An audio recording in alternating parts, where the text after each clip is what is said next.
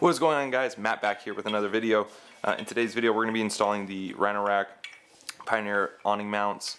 This is going to be part number SSIT2 and BSIT. These can be purchased at bcoffroading.com.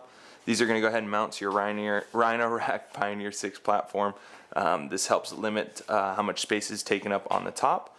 So instead of having an accessory bar and mounting your awning to that, these are what get rid of that and help make it a little bit more low profile. All the tools I will include in the description, part numbers and links in the bio. So if you want to go ahead and pick up yours, or if you're trying to free up a little bit more space on your rack, this is a great option. So without further ado, let's go ahead and start taking apart the old platform mounts and get these ones installed.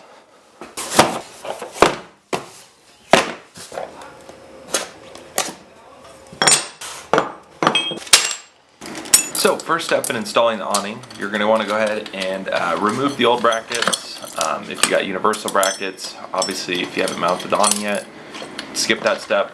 And then you're going to want to take your brackets, the SSIT. You're going to want to take the provided hardware, so the bolt, and then you're going to put a nut as well as the nylon locking nut. Go ahead and hand tighten these, and then from here you're going to want to go ahead and take, I just actually use the Ironman 4x4 ratchet that's included with the awning to go ahead and tighten these. They're the same. You're going to want to go ahead and repeat the process on the other side. You want to kind of leave these loose, so that way if you do, I've already gone ahead and lined them up and measured it out, but you want to make sure that the length in which the brackets are is the same on where you're going to put on the roof rack.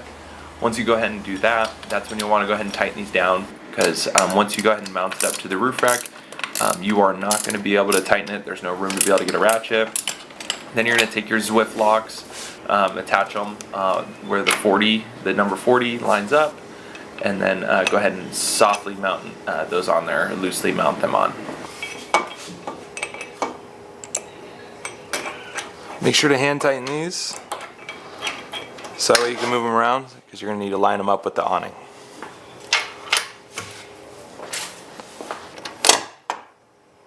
Once you got both sides mounted up, hand tighten them on. This is because you're going to need to go ahead and mount them to the awning itself.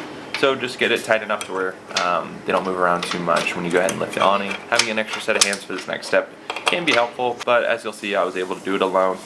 You just kind of got to mount the other side and rest it on the other side while you're trying to tighten down the bolt. One thing to note, as you can see as I'm pushing it down, there's a little channel. You want to make sure that the bracket that's attached to the awning slides in that, and then you go ahead and take the provided hardware, tighten it down. Once again, leave that loose, because as you can see, I'm moving it around a little bit. So you just don't want to go ahead and over tighten these bolts, so you have a hard time doing that. Once you get that bolt started, make sure to go back, tighten the roof rack bolts, the two bolts right there attached to the Zwift lock, as well as the bolts that are attached there. Should be about 6 Newton meters. And you are done. This was probably one of the easiest installations I've ever done, and made a huge difference. Small parts, but huge improvement to the amount of space saved. Super low profile, just like before. Didn't compromise anything in that regard. You can barely see the brackets. Looks good. Oh, lighting's bad. This took no more than 30 minutes. Now it's because I was filming and having to move the camera around.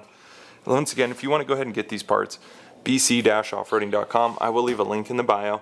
Get yours today. They're always doing promotions. I'm a huge supporter of the channel.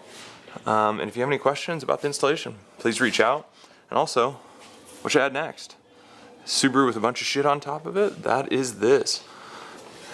As you can see, something big coming here hopefully soon. Stay posted for that. But let me know your thoughts in the comments.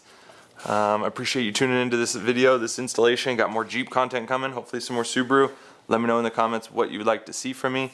And I look forward to seeing you guys in the next one. Make sure to like and subscribe, and I am out.